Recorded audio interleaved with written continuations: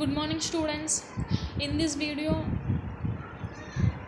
I will continue classification of polymers topic.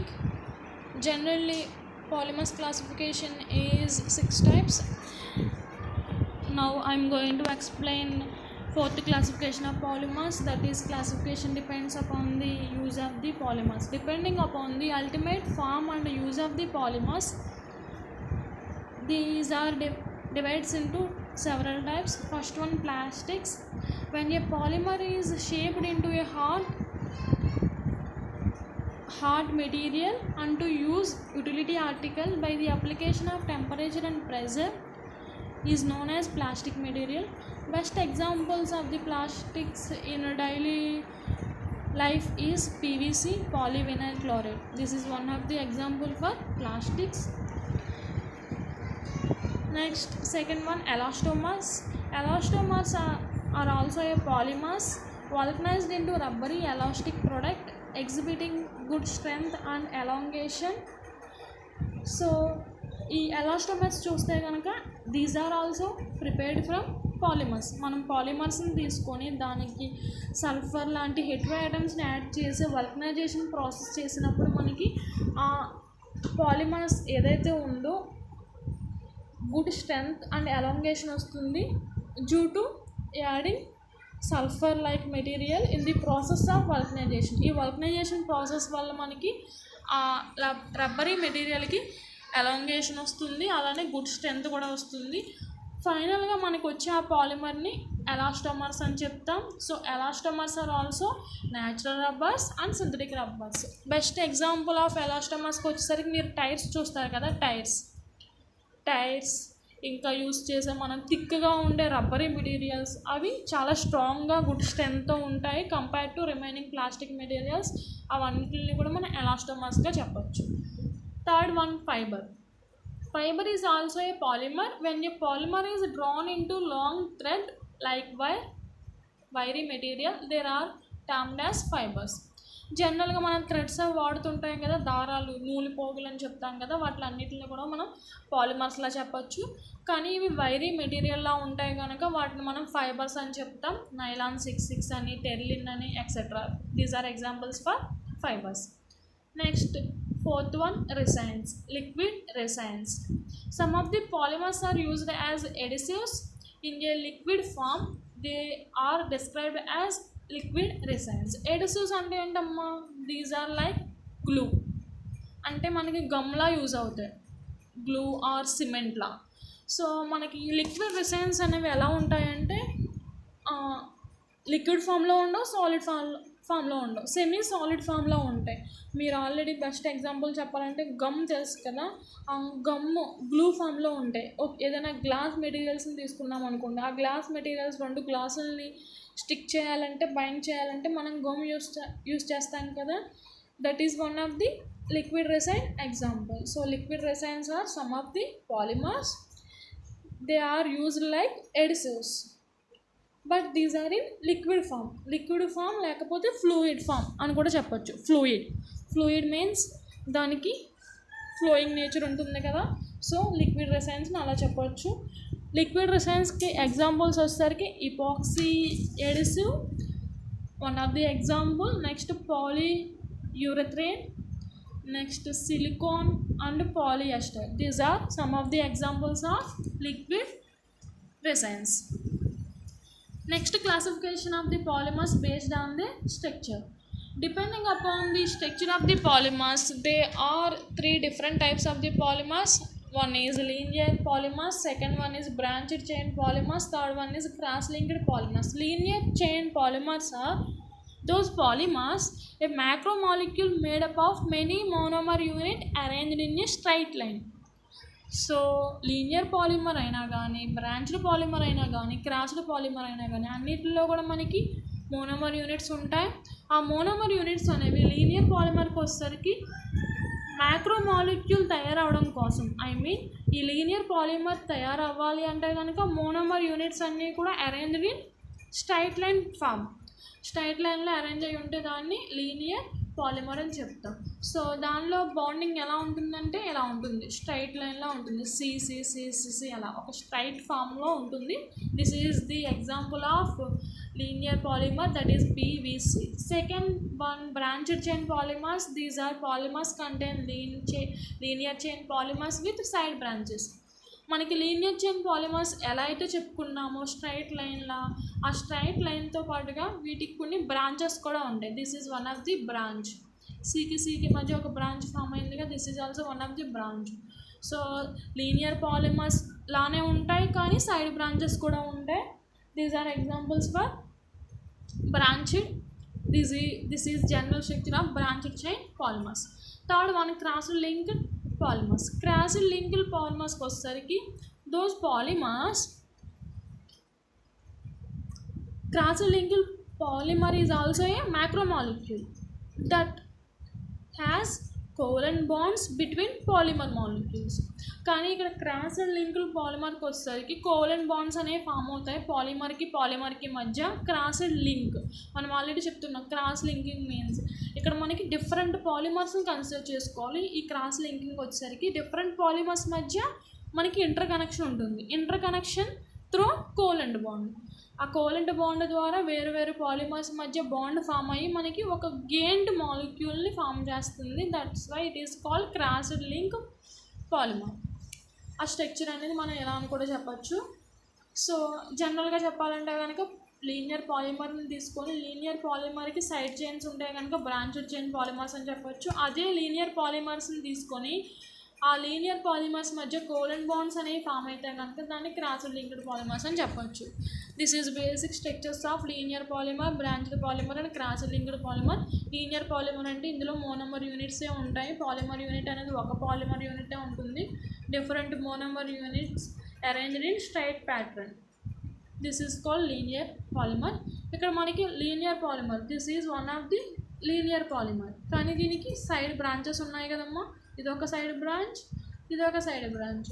So linear పాలిమర్ని తీసుకున్న ఆ linear పాలిమర్కి కొన్ని side branches ఉండడం వల్ల దీన్ని బ్రాంచ్డ్ పాలిమర్ అని చెప్తున్నా. నెక్స్ట్ క్రాస్డ్ లింక్డ్ పాలిమర్స్కి వచ్చేసరికి this is one of the linear polymer, this is one of the linear polymer, this is one of the linear polymer, this is one of the linear polymer. అలా different linear polymers ఉంటాయి. ఆ linear polymers ఎలా connect అయ్యి ఉంటాయి, covalent బాండ్తో connect అయ్యి ఉంటాయి. ఇదిగో ఇక్కడ కూడా మనకి బాండ్ ఎలా వచ్చింది, కోవలెంట్ బాండే కదా. So different linear polymers are combined through a covalent bond to form a gained polymer is called cross-linked polymer. These are basic structures of linear, branched and cross-linked polymers. Next, classification of the polymers based on the mode of polymerization.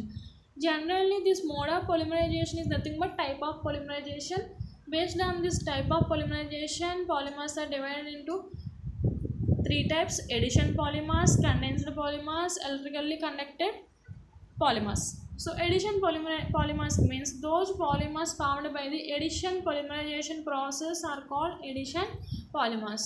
మనకి ఏ polymers అయితే edition polymerisation process ద్వారా form అవుతాయో వాటిని edition polymers అని చెప్తాం. పాలిఇథిలిన్ ఎగ్జాంపుల్గా చెప్పొచ్చు. ఇథిలిన్ని మనం n మోల్స్ తీసుకొని మనం పొలిమరైజేషన్ రియాక్షన్ చేస్తే పాలిఇథిలిన్ ఫామ్ అవుతుంది.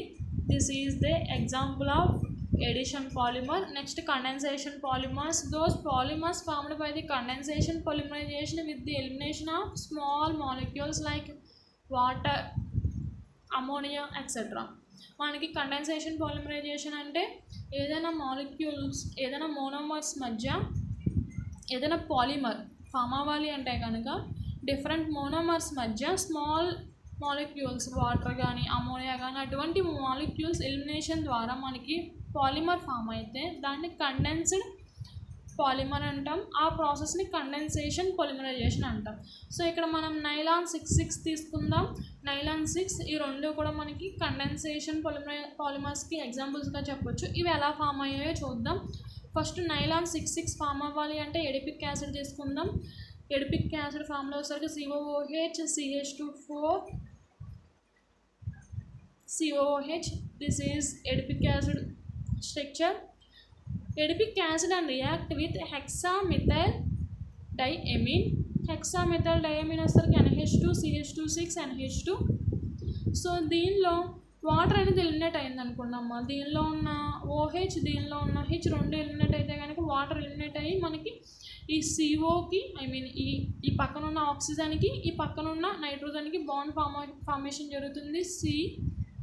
COOH CH2 4 C double bond O. New bond అనేది ఈ Cకి ఈ నైట్రోజన్కి మధ్య ఫామ్ అయింది. This is a new bond. ఈ న్యూ బాండ్ వల్ల మనకి ఫామ్ అయిన ప్రోడక్ట్ని మనం నైలాన్ 6 అని చెప్పచ్చు. ఫైనల్గా చూస్తే కనుక స్మాల్ మాలిక్యూల్ ఎలిమినేషన్ జరిగింది like water. So this is one of the polymerization reaction, but in this polymerization elimination of the small molecule takes place. That's why it is called condensation polymerization. So nylon 6 is the example of condensation polymer. Third one, electrically conducting polymers. జనరల్గా ఏదైనా polymers electrically conducting పాలిమర్స్గా form అవ్వాలి అంటే కనుక mostly చూస్తే కనుక all polymers are electrically insulators. So all polymers acts as a electrically insulator. Insulator means don't flow electricity in it. Conductor means flow of electricity in it. So ఏదైనా పాలిమర్ని electrically ఇన్సులేటర్గా act చేసే పాలిమర్ని conducting మెటీరియల్గా form చేయాలి అంటే జనరల్గా ఇక్కడ ఏం చేయాలంటే doping చేయాలి. ఎలా చేయాలి అంటే డోపింగ్ మీన్స్ ఇంప్యూరిటీస్ని యాడ్ చేయడం. ఏదైనా సబ్స్టెన్స్కి ఇంప్యూరిటీస్ని యాడ్ చేయడంని డోపింగ్ అని చెప్తాం. సో ఈ డోపింగ్ కూడా ఏ మెటీరియల్స్తో చేయాలంటే addition of third or fifth group elements. Third group ఎలిమెంట్స్ని కానీ ఫిఫ్త్ గ్రూప్ ఎలిమెంట్స్ని కానీ మనం డోప్ చేసినప్పుడు ఏ సబ్స్టెన్స్ని మనం కండక్టింగ్ సబ్స్టెన్స్గా చేంజ్ చేయాలనుకుంటున్నామో దానికి దాన్ని డోప్ చేస్తే ఫైనల్గా మనకి ఆ ఫామ్ అయ్యే పాలిమర్ని ఎలక్ట్రికల్లీ కండక్టింగ్ పాలిమర్ అని చెప్తాం. సో ఈ ఎలక్ట్రికల్లీ కండక్టింగ్ పాలిమర్ రావాలి అంటే ఫైనల్గా మీరు ఏం చేయాలి? Incorporation of some doped materials like fifth group వచ్చేసరికి nitrogen, phosphorus, arsenic, antimony, bismuth like ఆ ఫిఫ్త్ గ్రూప్ కానీ లేకపోతే థర్డ్ గ్రూప్కి వచ్చేసరికి boron, aluminium, gallium, indium, thallium. So అలా మనం ఫిఫ్త్ గ్రూప్ కానీ థర్డ్ గ్రూప్ ఎలిమెంట్స్ని కానీ డోప్ చేస్తే those polymeric materials which shows electrically conductivity or known as electrically conducting polymers. So అప్పటి వరకు మనకి ఆ పాలిమర్స్కి ఎలక్ట్రికల్లీ కండక్టింగ్ నేచర్ ఉండదు, ఎందుకంటే అవి ఇన్సులేటర్గా యాక్ట్ చేస్తాయి. కానీ మనం ఇలా డోపింగ్ చేయడం వల్ల ఫిఫ్త్ ఆర్ థర్డ్ గ్రూప్ ఎలిమెంట్స్తో those polymers exhibit electrically conducting behavior. That's why those are called electrically conducting polymers. జనరల్గా ఈ స్ట్రక్చర్స్ని ఎలా ఎక్స్ప్లెయిన్ చేయొచ్చు అంటే మీరు అబ్జర్వ్ చేస్తే కనుక ఈ ఎలక్ట్రికల్లీ కండక్టింగ్ పాలిమర్స్ని ఎక్స్ప్లెయిన్ చేయడం కోసం consider some polymers undoped with nitrogen to make them into electrically conducting polymers. మనం ఇలా ఒక పాలిమర్ని తీసుకున్నాం. ఈ పాలిమర్ని మనం డోపింగ్ చేస్తున్నాం అంటే నైట్రోజన్తో డోపింగ్ చేస్తున్నాం. Nitrogen is a fifth group element. మనకు ఆల్రెడీ డెఫినేషన్లోనే చెప్పుకున్నాం. Electrically conducting polymer means third group కానీ ఫిఫ్త్ గ్రూప్ కానీ మెటీరియల్తో డోపింగ్ చేయాలి. సో మనం నైట్రోజన్తో డోపింగ్ చేస్తే ఫైనల్గా ఇక్కడ మీరు అబ్జర్వ్ చేస్తే కనుక నైట్రోజన్తో డోపింగ్ చేసినప్పుడు ఇలా ఇక్కడ ఈ కార్బన్కి మధ్య మనం నైట్రోజన్ అనేది ఇంకాపరేట్ అవుతుంది. నైట్రోజన్ ఇంకాపరేట్ అయ్యి మనకి పైరోల్ రింగ్ ఫామ్ అవుతుంది. పైరోల్ రింగ్ ఫామ్ అవడం వల్ల ఇక్కడ వరకు మనకి ఇది ఎలక్ట్రికల్లీ ఇన్సులేటర్గా యాక్ట్ చేస్తుంది, కానీ డోపింగ్ చేసిన తర్వాత ఎలక్ట్రికల్లీ కండక్టింగ్ పాలిమర్గా యాక్ట్ చేస్తుంది. సో పాలీపైరోల్ అని చెప్పచ్చు దీన్ని. పాలీపైరోల్ and పాలీథయోఫిన్, those are examples for electrically conducting polymers. This is about classification of polymerization, depends on the different properties of the polymer. Thank you.